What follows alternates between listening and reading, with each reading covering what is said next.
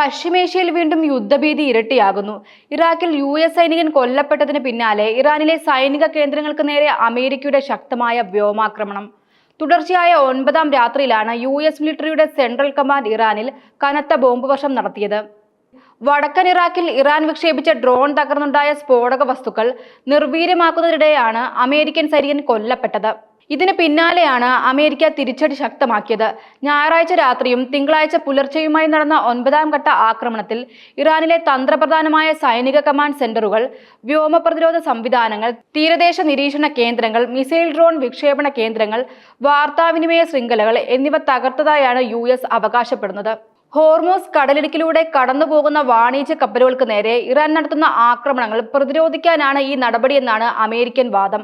എന്നാൽ അമേരിക്കയുടെ ഈ ആക്രമണങ്ങൾക്ക് ശക്തമായ തിരിച്ചടി നൽകിയതായി ഇറാൻ വ്യക്തമാക്കുന്നു. പടിഞ്ഞാറൻ ഇറാന്റെ ആകാശത്ത് വെച്ച് അമേരിക്കയുടെ അത്യാധുനിക MQ-9 ഡ്രോൺ ഇറാൻ വ്യോമ പ്രതിരോധ സേന വെടിവെച്ചിട്ടു.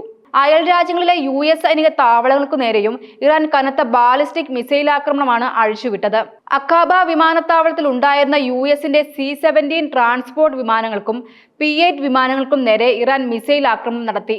തെക്കൻ ഹോർമൂസ് കടലിടുക്കിൽ 2 എണ്ണക്കപ്പലുകൾ സ്ഫോടനത്തിൽ തകർന്നതായി ഇറാൻ സ്ഥിരീകരിച്ചു.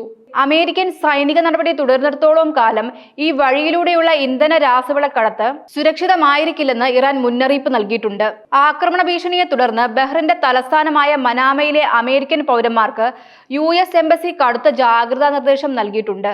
അതേസമയം കുവൈറ്റിന് നേരെയും ഇറാൻ ആക്രമണം ശക്തമായി തുടരുകയാണ്. ഒരു ആഴ്ചയായി കുവൈറ്റിന് നേരെ തുടർച്ചയായ ആക്രമണമാണ് നടക്കുന്നത്.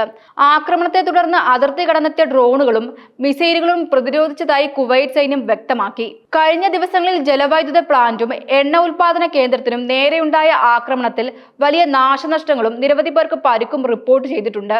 മേഖലയിൽ പൂർണ്ണതോതിലുള്ള യുദ്ധ സാഹചര്യം നിലനിൽക്കുന്നതിനാൽ വരും മണിക്കൂറുകളിൽ സ്ഥിതിഗതികൾ കൂടുതൽ സങ്കീർണമാകാനാണ് സാധ്യത.